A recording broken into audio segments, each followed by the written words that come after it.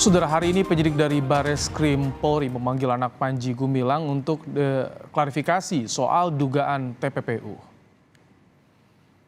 Hari ini, saudara, total ada 8 orang yang diundang penyidik untuk dimintai keterangan soal dugaan TPPU Panji Gumilang.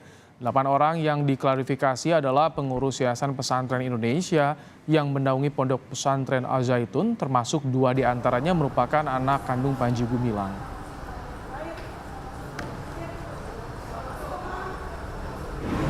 Ya, sesuai rencana kita minta keterangan 8 hari ini. Masalah datang atau tidak kan masih sifatnya undangan ya. Ini anak kandung PG ya. Oh oke, anak kandung PG yang jadi ketua YPI ya Pak ya?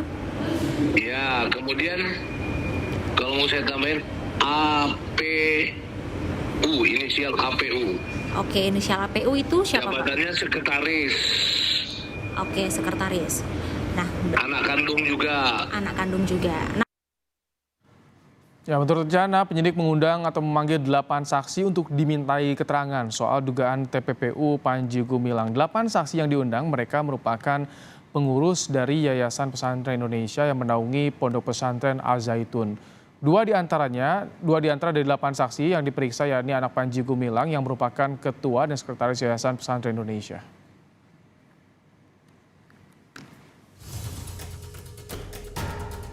Untuk kesekian kalinya, Pemkab Indramayu Jawa Barat kembali menyegel salah satu aset milik Al Zaitun. Dengan alasan izin yang bermasalah, Pemkab Indramayu menyegel pabrik penggergajian kayu milik Al Zaitun. Pabrik yang berada di Kecamatan Kandang Haur Indramayu ini lokasinya berdekatan dengan galangan kapal yang lebih dulu disegel. Ini apa yang harus kita lakukan, ya sudah dihentikan saja dulu sementara kegiatannya sampai menunggu izin. Sebelumnya, Pemkab Indramayu lebih dulu menyegel galangan kapal milik Al Zaitun pada Oktober 2022 silam. Sama halnya dengan pabrik penggergajian kayu, galangan kapal ini juga bermasalah dengan perizinan. Persoalan hukum yang menyeret Ponpes Al Zaitun, termasuk pimpinannya Panji Gumilang, semakin meruncing. Menko Polhukam Mahfud MD mengatakan kasus di Al Zaitun ini termasuk fenomena baru, sehingga perlu kehati-hatian dalam menanganinya. Tim Liputan, Kompas TV. Kami ajak Anda langsung menuju Bareskrim Polri untuk mengikuti atau melihat bagaimana pemeriksaan pemanggilan terhadap anak Panji Gumilang sore ini. Kita akan bergabung dengan jurnalis Kompas TV, Putu Trisnanda. Selamat petang, Putu. Putu, apakah hingga sore ini hadir anak Panji Gumilang untuk diminta klarifikasinya soal TPPU? Ya, selamat petang Ibrahim dan juga saudara. Sampai dengan saat ini pukul 16:21 atau memasuki pukul 4:30 sore, memang kami jurnalis Kompas TV yang ada di lapangan ini coba mengkonfirmasi juga kepada pihak penyidik dan tentu saja kepada Humas dari Mabes Polri terkait dengan agenda hari ini. Memang tercatat belum ada saksi yang hadir terkait dengan permintaan klarifikasi untuk perkara atau dugaan adanya tindak pidana pencucian uang di pesantren Al Zaitun.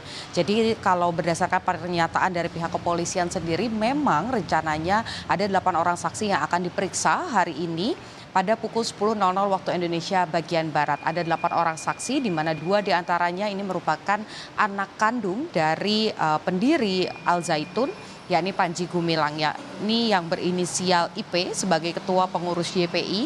Kemudian yang kedua adalah APU, ini merupakan anak juga dari Panji Gumilang yang memiliki kedudukan sebagai sekretaris pengurus YPI atau Yayasan Pesantren Indonesia yang kita juga kenal sebagai Al Zaitun. Selain 2 orang tersebut, juga ada beberapa pihak lain yang dipanggil untuk memberikan klarifikasi. Ada dari bendahara YPI, kemudian pembina YPI.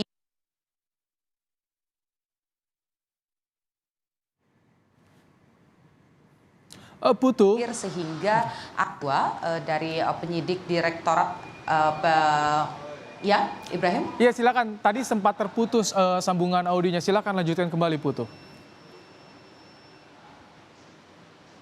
Iya, selain dari pihak-pihak yang tadi akan diperiksa, 2 orang saksi, kemudian juga ada dari pembina dan juga bendahara dari Yayasan Pesantren Indonesia atau YPI yang kita kenal juga dengan sebutan Pondok Pesantren Al Zaitun. Ini juga kami mendapatkan informasi bahwa memang tidak hadir pada pemanggilan pertama, sehingga dari penyidik Barreskrim Polri ini akan melayangkan surat kedua untuk melakukan proses klarifikasi pada Jumat 28 Juli 2022. Selain memanggil sejumlah pihak dari pengurus Yayasan Pesantren Indonesia, penyidik dari Direktorat Tindak Pidana Ekonomi Khusus Barreskrim Polri juga akan memeriksa pihak swasta, yakni dari PT ataupun Komisaris Utama Samudra Biru Mangun Kencana dan Komisaris dari PT Samudra Biru Mangun Kencana untuk memberikan klarifikasi besok rencananya pada pukul 10.00 waktu Indonesia bagian Barat.